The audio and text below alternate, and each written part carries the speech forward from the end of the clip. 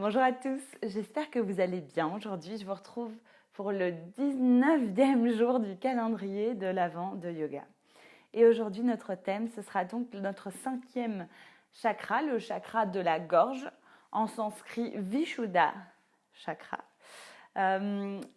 L'élément du chakra de la gorge, ce sera l'éther. C'est le dernier élément, c'est le dernier chakra où l'élément fait partie des éléments terrestres, on va dire. Et du coup, un mantra, une phrase pour représenter ce chakra, c'est « Je m'exprime avec des intentions claires ». Une pierre en lithothérapie qui la représente, ce sera l'agate bleue. Et donc, sa couleur est le bleu. Situation vraiment au niveau de la gorge. Ça vous permet donc d'avoir un chakra gorge qui est bien équilibré. Ça vous permet vraiment de parler clairement et de pouvoir communiquer vos intentions et vos ressentis vraiment très clairement. Donc voilà, aujourd'hui, on va travailler un petit peu ce chakra de la gorge. Et voilà, parfois dans la vie de tous les jours, il y a des situations qui nous laissent sans voix. Et c'est aussi à ces moments-là que notre chakra de la gorge est intéressant de travailler pour venir vraiment débloquer la communication, débloquer la parole et évidemment que cette parole soit communiquée d'une manière saine et pas en utilisant la colère dans la communication. Donc voilà, je vous invite à vous asseoir sur votre tapis et en tailleur pour venir d'abord atterrir dans votre pratique aujourd'hui et visualiser ce chakra de la gorge. Essayez de mettre plus de conscience au niveau de votre communication avec les autres, mais aussi bien sûr avec vous-même. Donc, comment réussissez-vous dans votre vie de tous les jours à communiquer clairement vos besoins, vos ressentis et d'une manière tout à fait bienveillante ou non? Et qu'est-ce que vous pourriez faire concrètement pour essayer de mieux communiquer avec vous-même et avec vos proches? Inspirez et expirez ici.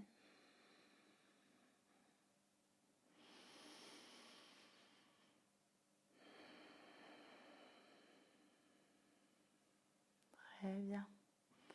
Alors, on va faire des demi-lunes avec la tête.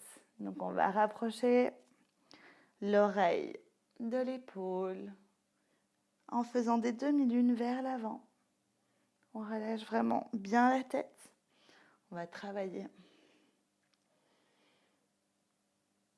nos cervicales également aujourd'hui pour travailler notre chakra de la gorge. Et des demi-lunes vers l'arrière. Pas trop loin, on ne casse pas la nuque.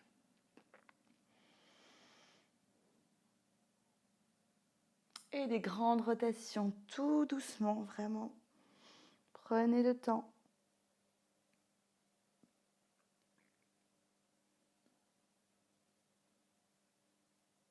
Dans un sens et puis dans l'autre.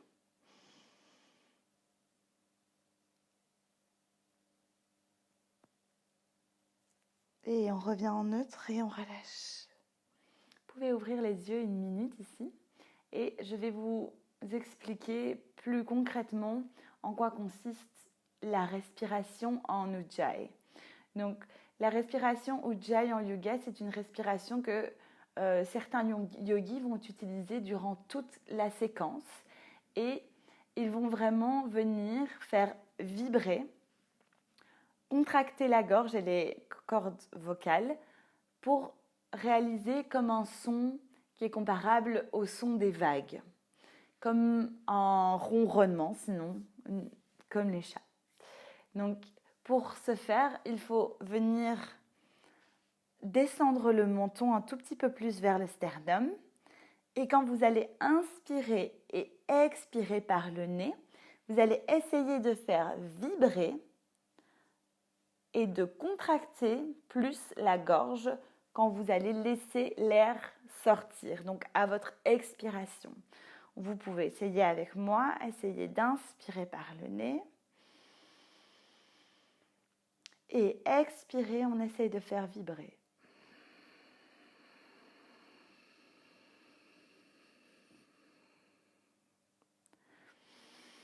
Inspirez par le nez, expirez Ujjayi.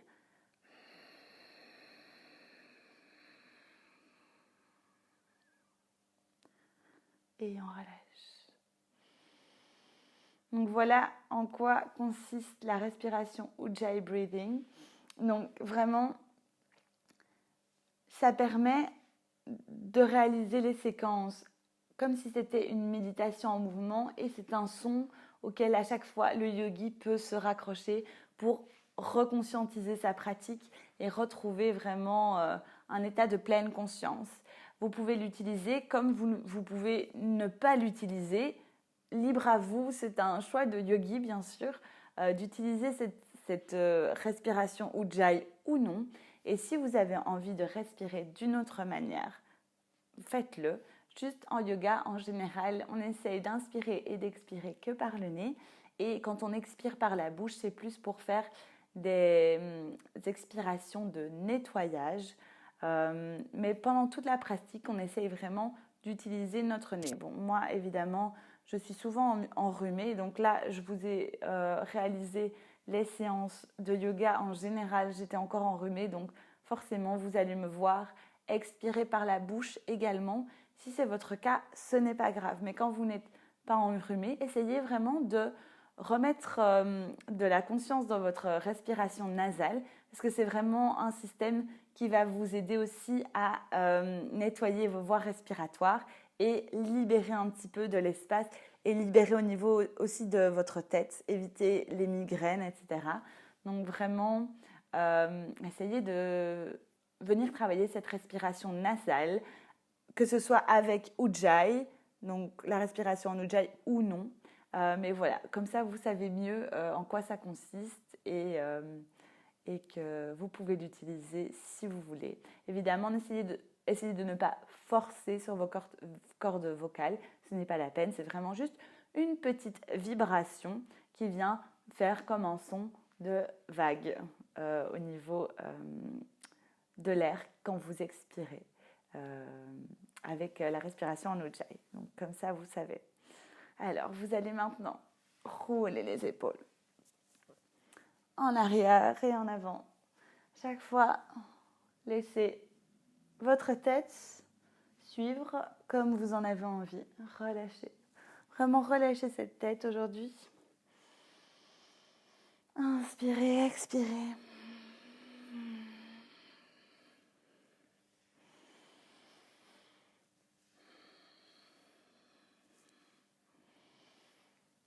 Très bien, on revient en neutre, on redescend bien les épaules et on vient regarder à gauche et à droite.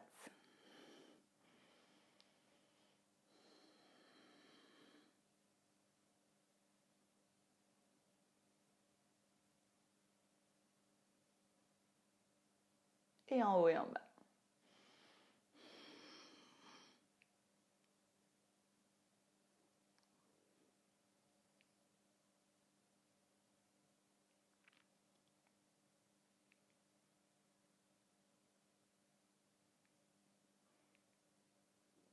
Et on relâche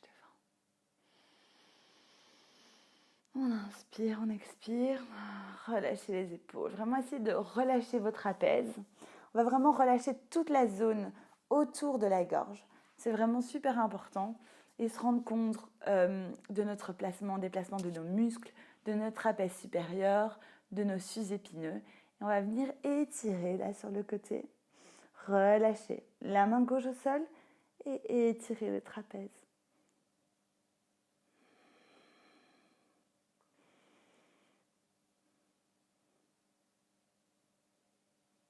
Bien relâcher la pression et on repousse la tête en neutre avec la main. Inspirez, expirez, l'autre côté.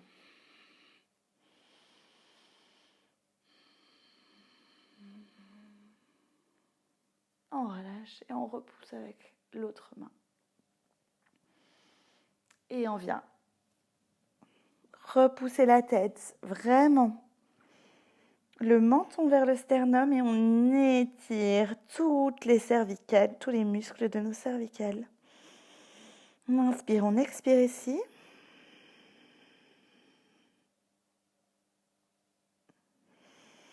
Et on descend les coudes tout doucement. C'est un étirement très, très, très puissant, donc n'allez pas trop loin, écoutez-vous. Gardez cette connexion avec vous-même, avec votre corps. Ça n'a pas d'importance jusqu'où vous allez. Le but, c'est de vous faire du bien, de gagner du confort et de l'espace dans votre corps. On relâche, on met une main sur le front, on ramène notre tête. Et on se grandit. Et on relâche. Très bien. On va se mettre à 4 pattes sur le tapis et nous faire des chats et des vaches. Inspirez, expirez.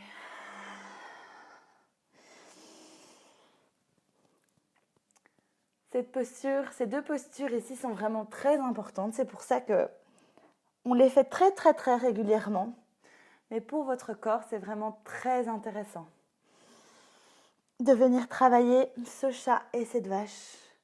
Faites-le sur votre respiration, à votre rythme. Essayez d'aller loin dans votre expiration, loin dans votre inspiration. Et visualisez votre colonne vertébrale qui s'arrondit et qui s'étire et qui s'étend et qui se courbe. On revient en neutre. Toujours à 4 pattes, vous allez passer la main droite en dessous du bras gauche et venir étirer le bras droit sur le tapis. Donc, posture où on passe le fil dans l'aiguille de couture, dans le chat de l'aiguille. On vient vraiment expirer à fond ici et trouver l'angle qui vous donne vraiment bien la sensation d'étirement au niveau de votre épaule, au niveau externe de votre épaule, donc au niveau de votre deltoïde. Donc, venez bien avec le bassin bien au-dessus des pieds. Inspirez, expirez.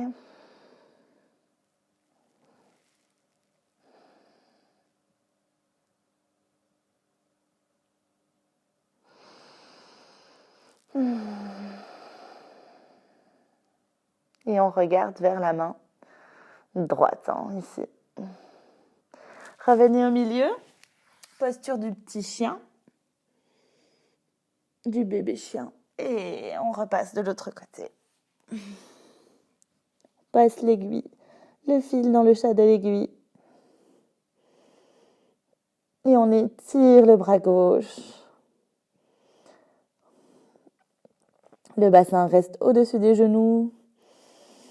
Et par la même occasion, on étire bien notre côté droit. Et notre deltoïde, donc le muscle de notre épaule à gauche. Et on revient. Posture du bébé chien.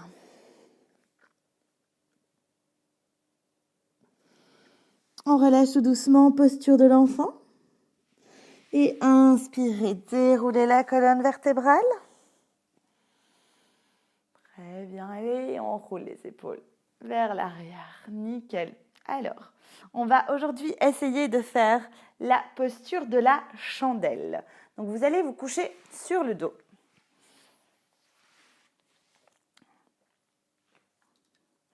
Pour ceux qui ne souhaitent pas pratiquer la posture de la chandelle, donc ceux qui ont des problèmes au niveau des cervicales chroniques, et essayez d'éviter de réaliser cette posture. Donc ce que je vous conseille, c'est simplement venir vous coucher sur le dos et lever les jambes à 90 degrés. Si vous avez un bloc, vous pouvez mettre un bloc en dessous du bassin pour être surélevé. Donc ça va vraiment venir stimuler votre circulation sanguine et lymphatique et vous aurez les bénéfices de la posture de la chandelle avec cette posture juste de jambes étendues vers le ciel. Donc ça, c'est la première option pour ceux qui ont des problèmes de cervicales. Ne faites pas de bêtises et écoutez-vous, restez juste dans cette posture-ci. Pour les autres, on va essayer de faire la posture de la chandelle. Et quand vous serez dans cette posture de la chandelle, donc vous pouvez regarder d'abord avant de pratiquer parce qu'il ne faut pas que vous tournez la tête sur le côté. Donc une fois que vous êtes en chandelle, il n'est pas question de venir regarder à gauche ou à droite. Vous regardez vers le plafond, la tête en neutre parce que ça va venir vraiment étirer au niveau de vos cervicales. Et donc, ce n'est pas la peine de venir tourner, ça va vous faire mal. Donc, vous êtes couché sur le tapis, le dos à plat, et vous allez venir monter les jambes au-dessus de vos épaules et vous allez venir supporter votre bassin avec vos mains. Donc, on est parti. On vient venir ou monter les jambes. Et là, gardez un petit espace en dessous de vos cervicales et vous allez faxer vos coudes encore plus derrière votre dos. Inspirez, expirez et essayez de tenir 2-3 respirations. La posture.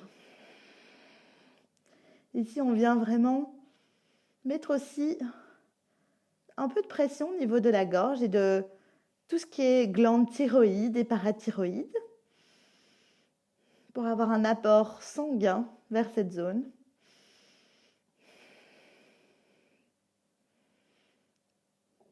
Et puis vous pouvez relâcher les jambes vers l'arrière en posture de la charrue. Je pense que je n'ai pas vraiment assez de place. Vous allez poser les mains sur le tapis. Ça passe. Et essayez de garder les jambes tendues. Et ensuite, vous pouvez ouvrir les genoux vers les oreilles.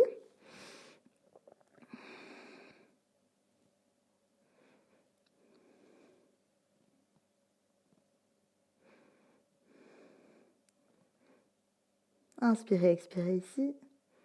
Et vous allez dérouler la colonne vertébrale vraiment tout doucement, tout doucement, tout doucement, tout doucement, tout doucement, en gardant les jambes fléchies. Donc vraiment là, contractez vos abdominaux.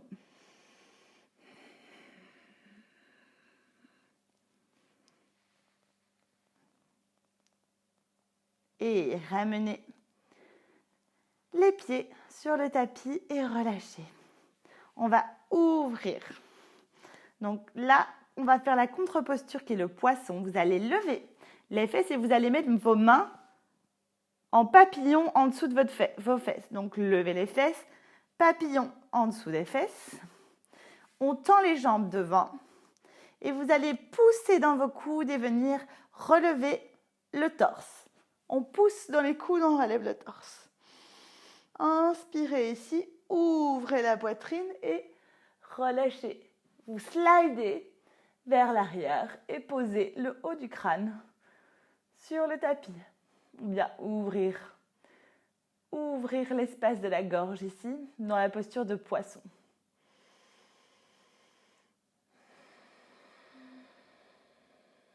Très bien. Inspirez, expirez encore une fois.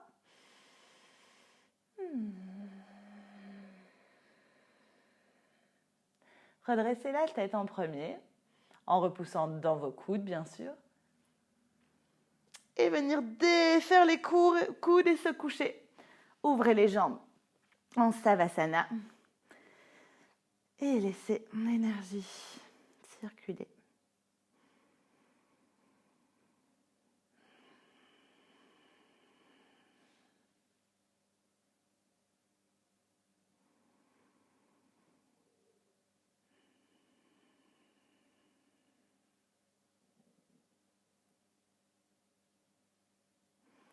C'est le moment de remettre un petit peu plus de conscience dans votre corps. Essayez de vous poser la question, comment est-ce que vous vous parlez à vous-même? Quel est votre dialogue intérieur? Est-ce que vous vous parlez avec bienveillance? Est-ce que vous êtes gentil avec vous-même? Est-ce que vous êtes tolérant envers vous-même? Et ensuite, est-ce que vous êtes tolérant envers les autres? Essayez de voir comment vous pouvez remettre plus de bienveillance dans votre dialogue intérieur et dans votre dialogue extérieur avec les autres. Inspirez, expirez ici. Roulez sur le côté en fœtus pour venir vous rasseoir à l'avant du tapis. Avec moi en tailleur. Main en prière. Devant notre bouche. Namasté. Passez une merveilleuse journée. À demain.